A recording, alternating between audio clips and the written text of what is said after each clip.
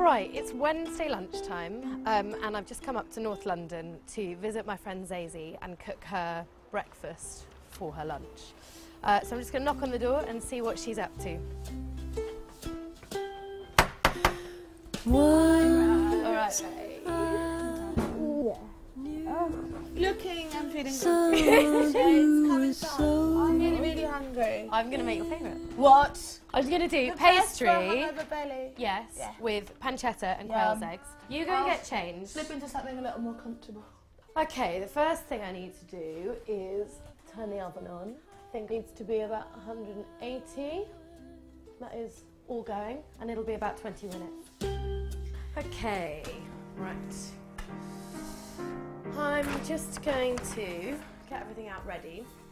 I have a new non-stick baking tray from the pound shop and quail's eggs, which are going to go on top of the tart, the actual puff pastry and pancetta. So we need to flour a surface so it doesn't stick. And there we have the pastry, and then we just start rolling. Keep turning it so that it's consistent in the thickness that you're creating. So you lay this on top and then you can see, I think that is pretty perfect. We're going to grease the baking tray just with a bit of butter. And this will just stop any sticking, because although things say that they're non-stick, they sometimes lie.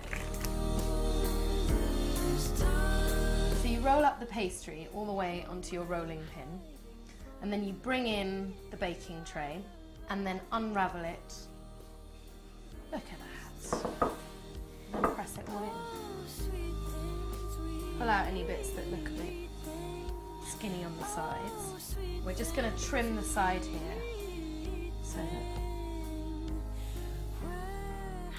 and then we incise all the way around the pastry so that it puffs up at the sides and stays sunken in the bottom.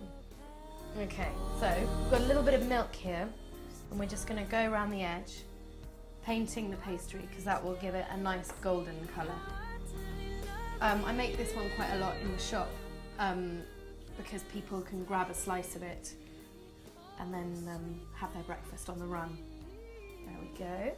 So next we're going to put on the pancetta.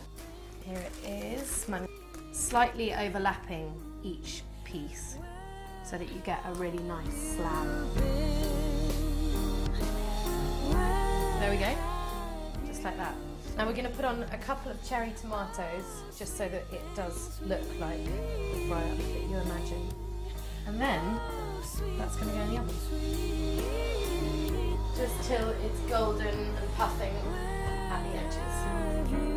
I'm just going to take the tart out of the oven now that it's got really nice and brown along the edges. And then we're going to crack on the quail's eggs.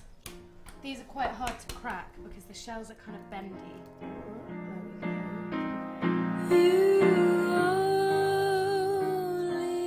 I use quail's eggs on this because it's like a mini fry-up, but one that you can take with you. If it had chicken's eggs on, they'd be way too big, whereas you're having like a cartoon fry-up. Okay, so that is ready to go back in again for a couple more minutes, just so that the quail's eggs can solidify. I think Rosie's gonna like this.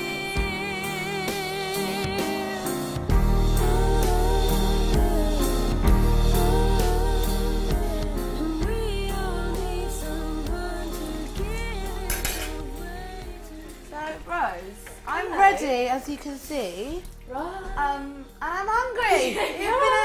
I take ages to get ready, but that means you've had ages to cook. How are we getting on? That means that you've taken 20 minutes. Well, you know. It's an age in my lifetime. Right. Oh, looks good. Yeah. Oh, Come on over. What have we here?